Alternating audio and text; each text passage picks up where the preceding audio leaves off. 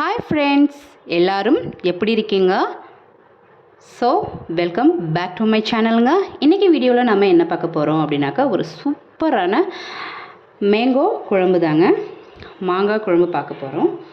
So இங்கே பாருங்கள், இது வந்து புளிப்பு மாங்காய் தான். ஸோ நான் இந்த மாதிரி கட் பண்ணி வச்சுருக்கேன். சூப்பராக இருக்கும். ஸோ எப்படி செய்யலான்றதை பார்த்துடலாமா? வாங்க வீடியோக்குள்ளே போகலாம்.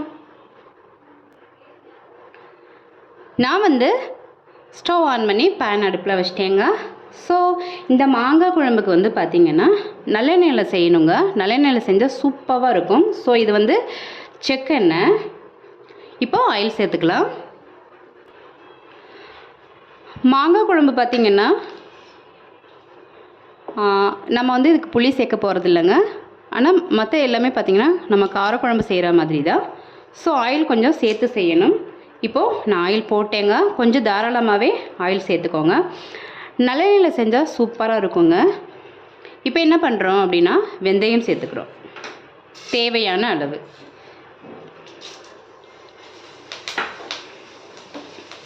ஸோ இதுக்கு வந்து பார்த்திங்கன்னா நான் பெரிய வெங்காயம் வந்து மீடியம் சைஸ் 2 கட் பண்ணி வச்சுருக்கேன் நீல வாக்கில். இப்போ சேர்த்துக்கலாம். இதில் வந்து வெந்தயம் பொரிஞ்சிருச்சு, சேர்த்துக்கலாம்.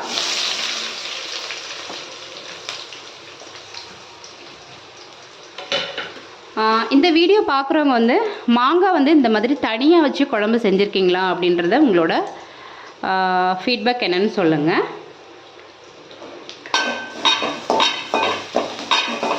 இப்போது வெங்காயம் வந்து பார்த்திங்கன்னா நல்லா வதக்கணுங்க.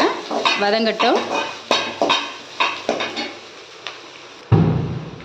இப்போது ஆனியன் வந்து வெங்காயம் வதங்கிட்டு இருக்கும்போதே பார்த்திங்கன்னா 2 கொத்து கறி லீஃப் சேர்த்துக்கலாம், கருவேப்பிலை சேர்த்துக்கலாம்.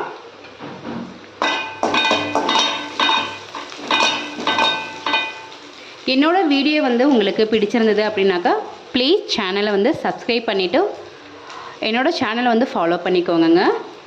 ஸோ இந்த குழம்பு வந்து பிடிச்சது அப்படின்னாக்கா ப்ளீஸ் கமெண்ட் பண்ணுங்கள். உங்களோட ஃப்ரெண்ட்ஸுக்கு வந்து ஷேர் பண்ணி விடுங்க.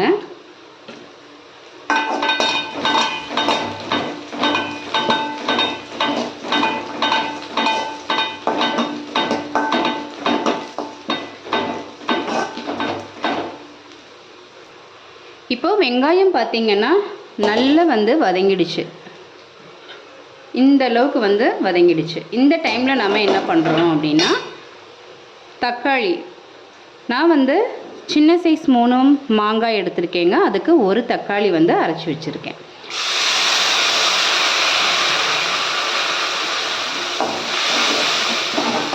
ஸோ என்னோடய வீடியோ வந்து ஃபாலோ பண்ணுறவங்களுக்கு தெரியுங்க, நான் எப்போவுமே 3 பேர் சாப்பிட்ற அளவுக்கு தான் நான் செய்வேங்க.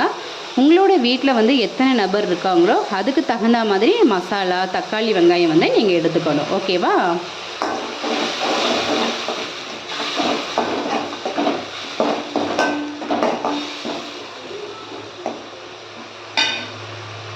இப்போ என்ன பண்ணுறோம், இதுக்கு வந்துட்டு மசாலா பார்த்திங்கன்னா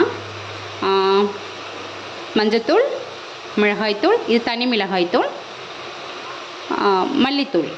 ஸோ இதுதான் சேர்க்க போகிறோங்க மசாலா.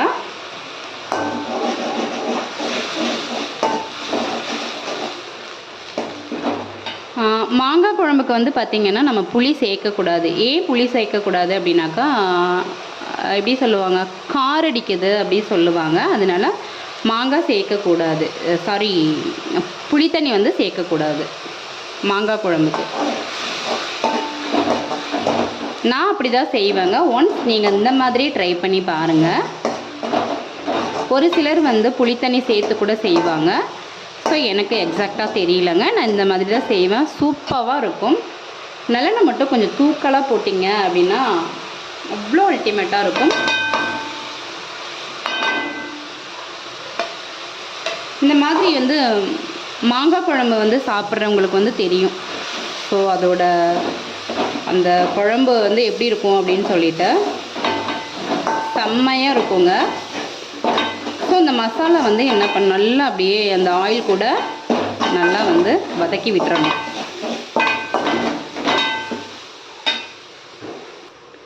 நம்ம வந்து மசாலா சேர்த்தோம் இல்லையா, அந்த வெங்காயம் தக்காளி விழுது கூட வந்து நல்லா அப்படியே சுருண்டு வந்துருச்சு பாருங்களேன் மசாலா. இந்த டைமில் நம்ம என்ன பண்ணுறோம் அப்படின்னாக்கா பெருங்காய பொடி போட்டுக்கலாம். தேவையான அளவு உங்களுக்கு தெரியும் இல்லையா, அந்த மாதிரி சேர்த்துக்கோங்க. சேர்த்துட்டு கலந்து விட்டுக்கோங்க. இப்போ குழம்புக்கு தேவையான தண்ணி சேர்த்துக்கலாம்.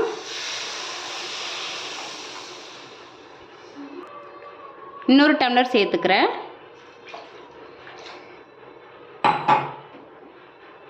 ஏன்னா மாங்காய் வந்து வேகணும் இல்லையா.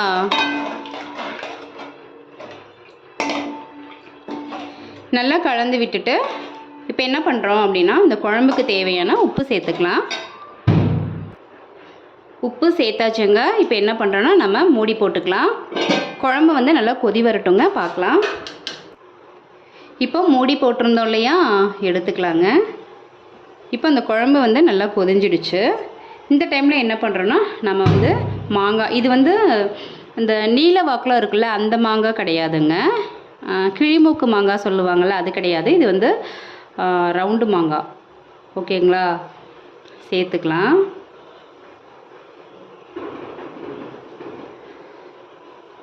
ஸோ ஆளுக்கு ஒரு பீஸாக சாப்பிட்லாம்.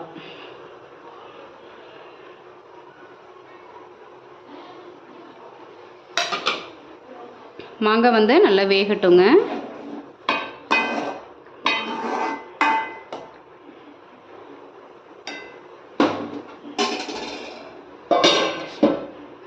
ஆக்சுவலி பார்த்தீங்கன்னா இது வந்து புளிப்பு மாங்காய். இதுக்கு வந்து புளி தண்ணி தேவையில்லைங்க. குழம்பு வந்து சூப்பராக இருக்கும்.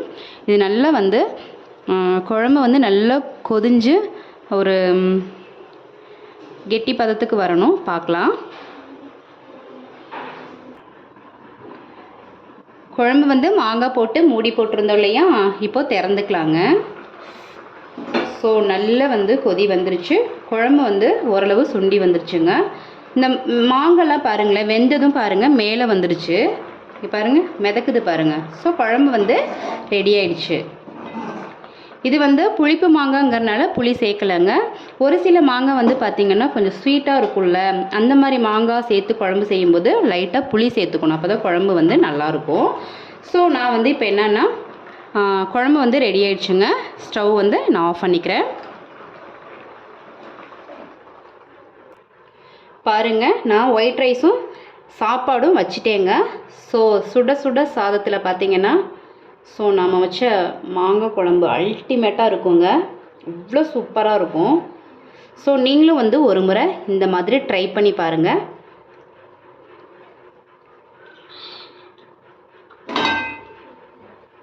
சூப்பரான மாங்காய் குழம்பு ரெடி ஆயிடுச்சு. உங்களுக்கு வந்து இந்த வீடியோ பிடிச்சிருந்தது அப்படின்னாக்கா ப்ளீஸ் லைக் பண்ணுங்கள், ஷேர் பண்ணுங்கள், கமெண்ட் பண்ணுங்கள். மறந்துடாமல் வீடியோ வந்து ஃபாலோ பண்ணிக்கோங்க, சப்ஸ்கிரைபும் பண்ணிக்கோங்க. ஸோ நெக்ஸ்ட் வீடியோவில் பார்க்கலாம்.